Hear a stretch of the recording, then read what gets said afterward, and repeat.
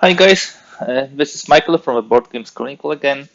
Today I have the pleasure of presenting to you a small footprint game, Berestechko 1651, a game which was published by a new Wargames publisher, Snafu Designs. This is a company which is on the market from 2020, actually connected with a Wargames club in Catalonia, Spain.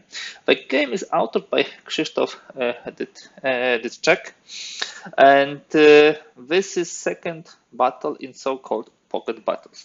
As you can see, this is a very small footprint. I already take it out of folio, so it's easier to see all the components. But all in all, the game is small. It's doesn't take too much space, although plays in reasonable time, like 1 hour. It's two player game, so as you might imagine, interesting possibility to play to lead two sides. And what two sides we have here? Maybe a couple of words about Berestechko 1651, the battle, which might not be, you might guys not be familiar fully with this. In the middle of the 17th century, Poland, or let's say the Commonwealth of Poland and Lithuania, which was one of the biggest countries in the Central Europe at this moment in time, was in many struggles. There was many wars with Turkey, with Russia, civil wars. Berestechko was culmination of one of such a huge civil wars. It was actually a rebellion by Bogdan Khmelnytsky and Zaporozhian Cossacks against the crown.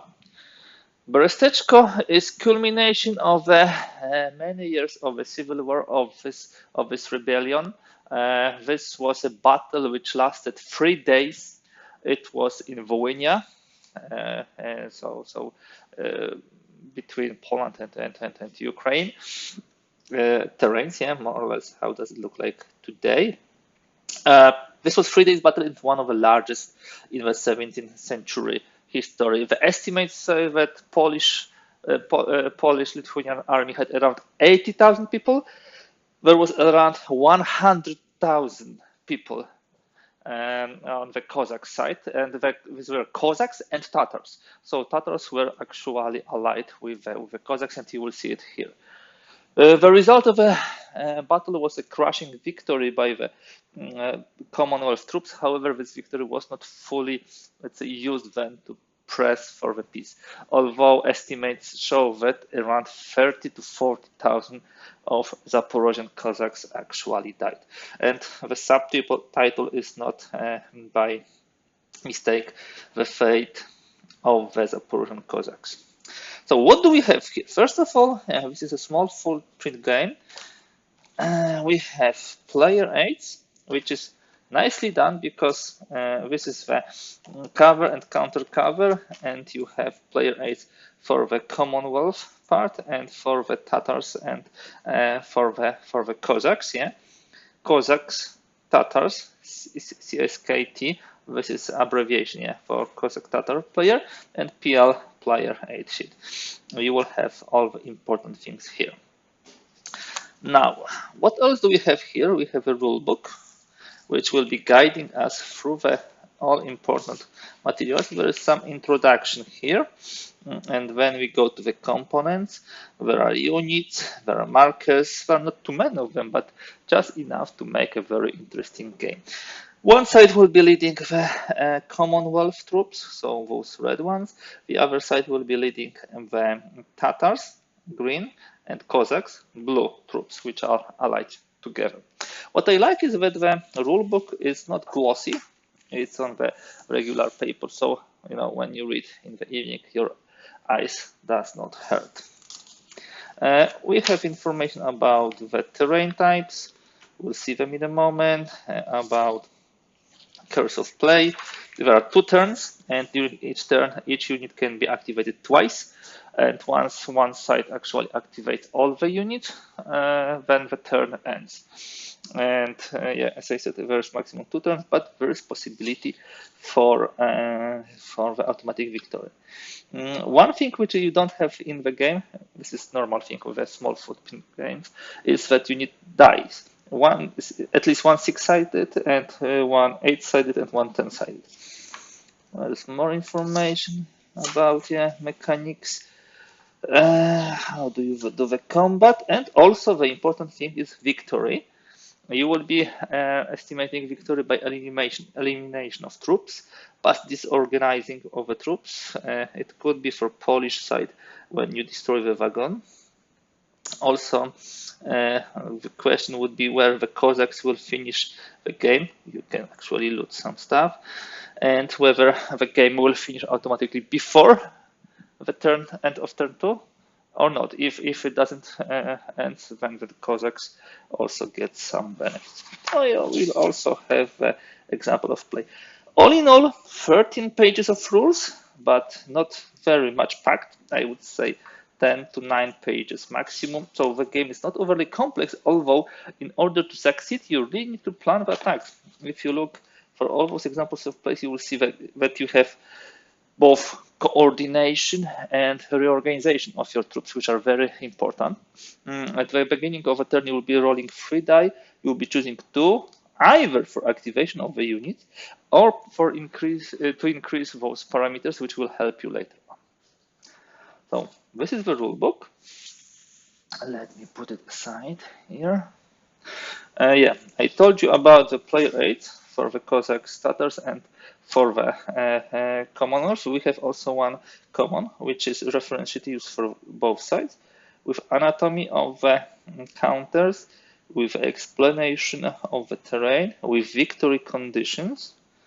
Here we would have also combat, reference sheet. We have melee combat and we have fire combat. In some kinds of the combat, you will be able also to add the artillery.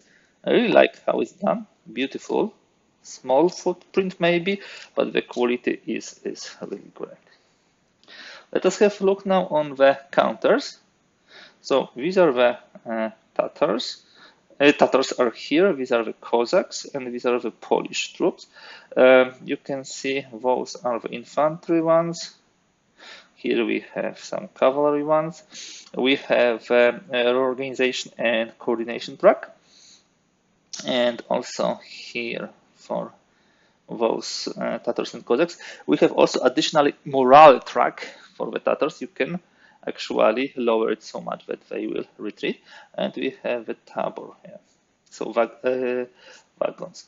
There is enough counters to show whether the unit moved once or twice.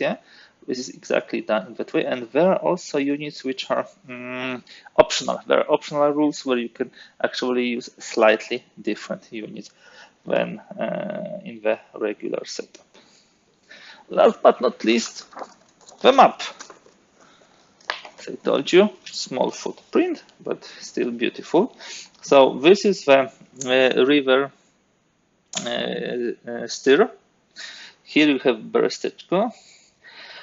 Each terrain which is difficult will be marked with those circled numbers. All the hexes are actually numbered too, so it's easier simply to identify and set up the troops. Here is the retreat for Polish and Lithuanians. Here is the retreat for Cossacks and Tatars. We would have some marshes. Here we'll be showing the game turn. And whatever. There will be some slopes. Not big ones, but you can see that there are some slopes also here. The setup, I believe we don't have in a graphical form, but in essence, Polish forces will set up here, as you can see, 11, 12, 13. So 11, 12, 13, 14, 15, 16, 17. So here. With some troops also at 0-2, and the opponent will set up in 52, 53. So 52, 53 are here, and then here. I will do it later on also to show you guys how the game plays, because while this is a 2-player game, this is really nice also for solitaire play. You can really well done. What I like is, because I already familiarized with the game, is that with a small footprint and with, let's say, 10, 12 pages of the rules, it creates very balanced, replayable game where you can really reenact one of the most important battles, at least in the Polish, Lithuania, and Ukrainian history. This is our heritage. This is our difficult heritage. Actually, the bigger benefactor of this rebellion and on this campaign was Russia, unfortunately, who were dividing and conquering the nearby cities. So I'm really glad that we finally got the title which is connected to this and which will allow us to learn about it and reenact it while having a small footprint and, as I said, easy and quickly to play. That's all for today. I believe, guys, at least I think so. You would like to also see how this game actually plays. How do we move the units, how we do the coordination, organization, and so on. So I'm going also to shoot a short how to play and teach and play a material which will present. That's all for today. Thank you for being with me. If you like this video, don't hesitate to give thumbs up. If you'd like to see more content like this, as always, I encourage you to subscribe. That's all for today. For Berestechko 1651, stay tuned. There will be more materials on this. Thanks and bye.